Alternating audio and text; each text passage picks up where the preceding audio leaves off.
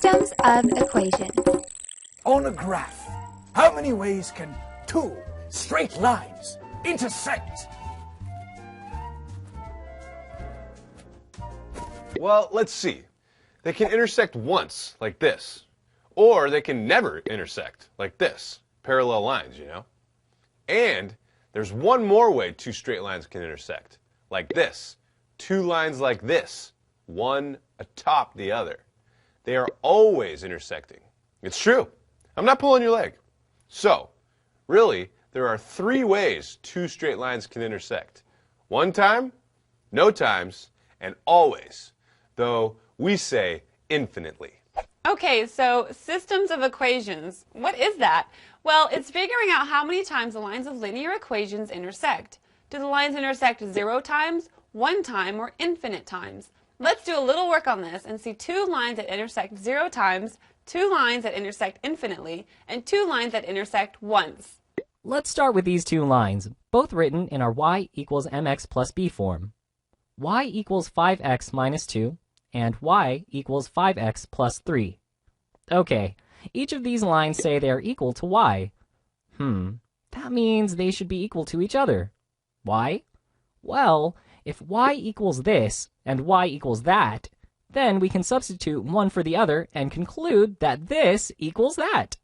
So, we can set up 5x minus 2 equals 5x plus 3. Let's just subtract 5x on each side. Well, that gives us negative 2 equals 3. Hey, that's not true. Negative 2 does not equal 3. When working with systems of equations, that means there are no solutions. When there are no solutions, that means that the lines don't intersect. That is, these two lines are parallel. Hey, check it out. See their slopes. Both slopes are 5, so that also tells us that these lines are parallel lines. Cool.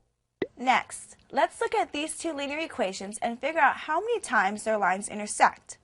Y equals 2x plus 1 and 2x minus y equals negative 1. Whoopsies! This first linear equation is in y equals mx plus b form, but this second one is not. Hey, no sweat. We're not going to let this faze us. We'll take 2x minus y equals negative 1 and convert it into the y equals mx plus b form, also known as slope-intercept form. 2x minus y equals negative 1. Let's subtract 2x on both sides. That gives us negative y equals negative 1 minus 2x. Let's get rid of the negative and just get y. We remember that negative y is the same as negative 1 times y. So, now we divide both sides of the equation by negative 1. Over here on the left side, negative 1 divided by negative 1 is 1. And we have 1y or y. Fine. What about over here on the right side? Well, that's negative 1 divided by negative 1 and negative 2x divided by negative 1. Negative 1 divided by negative 1 is 1. Negative 2x divided by negative 1 is 2x. Okay. Y equals 1 plus 2x, but that's not quite in y equals mx plus b form. We know that 1 plus 2x is the same as 2x plus 1, so we can put that there. Now we have y equals 2x plus 1. Our second equation is now in the form we want. Great! Let's compare that to our first line. Hey, that's y equals 2x plus 1 as well. Well, right off the bat, we see these are the same equations. But look at this. As we take it further, they both say that y equals 2x plus 1. So since y equals this and y equals that, we can again substitute and conclude that this equals that. Or in other words, that 2x plus 1 equals 2x plus 1 should be true. Subtract 2x on both sides of the equation, and we get 1 equals 1. When is 1 equal to 1? Always, right? Yep, always. That means there are infinite solutions. And that means these lines always intersect. They intersect infinitely. Now, let's look at two more linear equations and determine how many times their lines intersect. 2x plus y equals 5, and y equals x minus 4. We have two options here.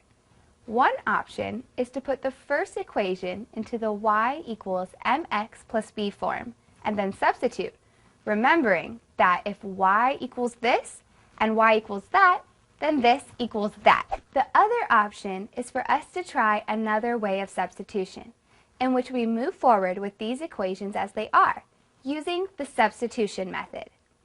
The second equation tells us that y equals x minus 4.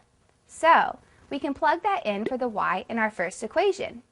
2x plus y equals 5, and y is x minus 4. So, 2x plus x minus 4 equals 5. 2x plus x is 3x minus 4 equals 5.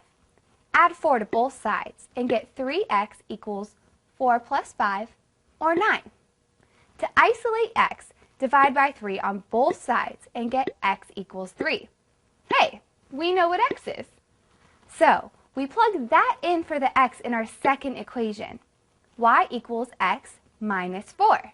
So, x is 3, so y equals 3 minus 4, or y equals negative 1. Now we know y too. These two lines intersect once at one point, 3, negative 1. And that's it for systems of equations. Thanks for watching the show.